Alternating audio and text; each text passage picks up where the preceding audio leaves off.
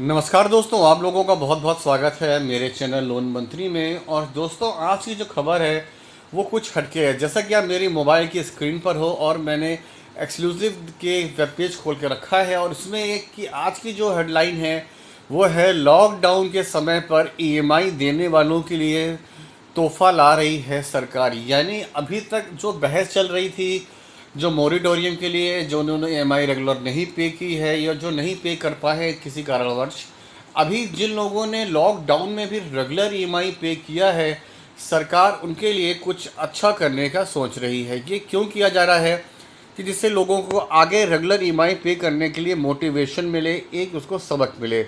आगे कहते हैं कि 6 महीने की मोरिटोरियम सुविधा ना लेने वालों के लिए सरकार राहत देने का विचार कर रही है। वित्त मंत्रालय ने ऐसे लोगों के लिए कैशबैक जैसी स्कीम ला सकती है। इसके अलावा 2 करोड़ तक कर्ज वालों की एमएसएमई जिन्होंने वक्त पर किस्त भरी, उनको भी मुआवजा मिल सकता है। सरकार ऐसा इसलिए करना चाहती है कि इन्हें मोरिटोरियम का फ़ायदा उठाने वालों के बराबर लाया जा सके। यानी जिनको मोरिटोरियम मिला था उनके बराबर इनको लाया जा सके, उस तरह इनको भी फ़ायदा मिले। आगे कहते हैं मोरिटोरियम लेने वालों को ब्याज पर छूट दी जा रही है, बशर्ते सुप्रीम कोर्ट का प्रस्ताव उसे मान ले। आगे कहते हैं एक सरकारी सूत्र ने कहा मोरिटोरियम का विकल्प चुनने वाले कर्जदार को जितना फ़ायदा हुआ यह पता लगाया जा सकता है, सरकार उन्हें पास कर सकती है। जिन्होंने अपना बकाया वक्त पर चुकाया है, कठिनाई के बावजूद भी ईएमआई भरते आए हैं, उन्हें नज़रअंदाज करना गलत होगा। यानी अभी जितनी जो बातें चल रही थी वो ईएमआई ना पे करने वालों की हुई थी। अब जिन्होंने भाई रेगुलर ईएमआई पे किया है उनको भी कुछ फ़ायदा मिलना चाहिए।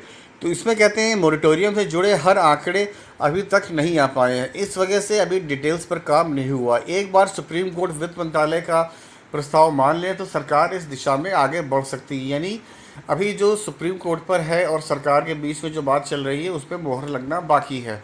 अगर एक बार मोहर लग जाती है तो काफ़ी कुछ इसमें फ़ायदा पहुंच सकता है। पिछले कुछ सालों में राज्यों ने कई बार किसानों को कर्ज माफ़ी के फैसले किए, जिसमें जिनकी आलोचना केंद्र सरकार और रिजर्व बैंक के इस आधार पर कर चुके हैं कि जैसे ईमान कर्जदाताओं को सजा दी जा रही है। यानी एक तरह से भाई जैसे दो लोगों ने लोन लिया, एक ने भाई मोरिटोरियम ले लिया और ईएमआई पे नहीं किया, और फिर वो दरख्वास्त करता है कि हमारा ईएमआई माफ़ कर दिया जाए या लोन माफ़ कर दिया जाए। दूसरी ओर इस कठिन समय में भी जिसने अपने बाकी खर्चे रोक कर ईएमआई रेगुलर पे किया जाए, तो अगर उसके साथ अच्छा नहीं होता है तो ये यहाँ पर भेदभाव कैसा ऐसा लगता है, एक वैसा नज़र आता है। तो सरकार उनके बारे में सोच रही है।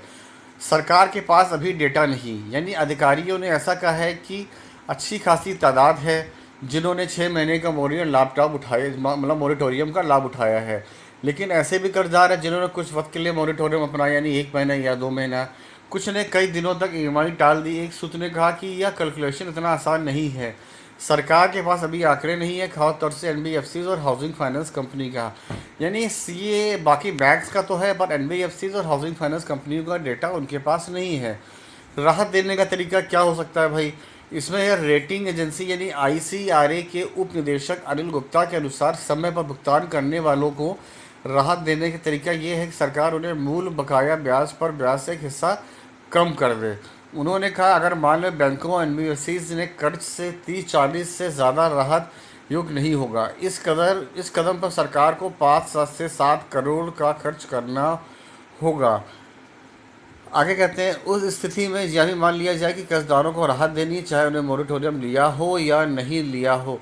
यानी गाइस अभी ये जो खबर है, ये जो डेटा है, ये उनके लिए है कि जिन्होंने मोरिटोरियम नहीं लिया है। तो हो सकता है आप पे जो इंटरेस्ट लग रहा हो, आप पे जो रेट ऑफ इंटरेस्ट आपको बैंक दे रही हो, उसमें कहीं ना कहीं आपको राहत मिल सकती है।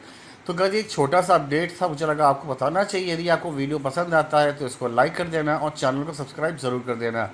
नेक्स्ट वीडियो में फिर से मिलेंगे, तब तक के नमस्कार, जय हिंद, वंदे मातरम।